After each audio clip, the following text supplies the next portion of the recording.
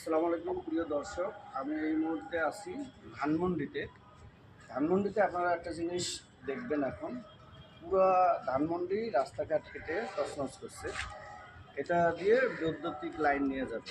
তো এটা দীর্ঘদিন যাবত এই পরিস্থিতি আছে। আপনারা দেখেন, আপনাদেরকে আমি দেখাচ্ছি।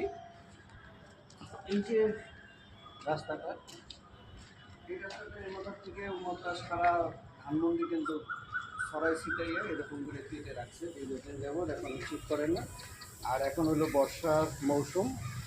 এই বর্ষার মৌসুমে এরকম কাজ যদি না করা হয় তাহলে বৃষ্টি বাদলে পানি জমে এখানে কিন্তু একটা দুর্ঘটনার সম্মুখীন হতে পারে যে কোনো গাড়ি বা মানুষ। তো কাজেই আমি চাচ্ছি যে যারা এই কাজগুলো কন্ট্রাক্ট নিয়েছে বা সরকার যারা এই দায়িত্বে আছেন তাদের উচিত এই কাজগুলো দ্রুত সম্পন্ন করা।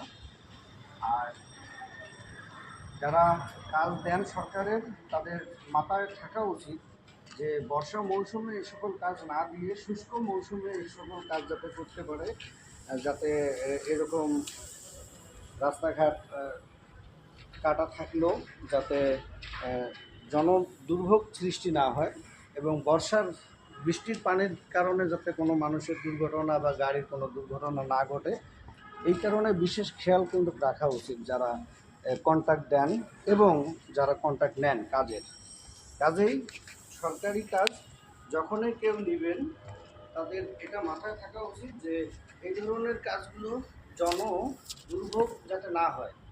এই জন দুর্ভোগ এড়ানোর জন্য যত দ্রুত সম্ভব কাজগুলো কিন্তু সম্পন্ন করা নৈতিক দায়িত্ব দেশের স্বার্থে এবং নিজের জানমাল হেফাজতের কারণে।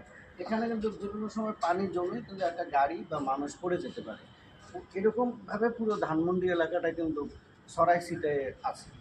তো ধানমন্ডি এলাকার মানুষ এই যে এখানে গাড়ি চলাচল, দুটো গাড়ি চলতে এইটুকুর জন্য কিন্তু আর একটা গাড়ি চলতে পারবে না।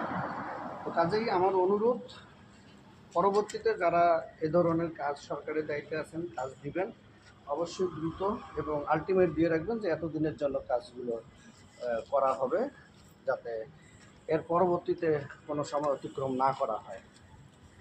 আর শুষ্ক মৌসুমে এই কাজগুলো করার জন্য সরকারের প্রতি আমার আবেদন, যারা কন্ট্রাক্ট দিবেন তারা অবশ্যই খেয়াল রাখবেন যেন শুষ্ক মৌসুমে এই সকল কাজ করা হয়।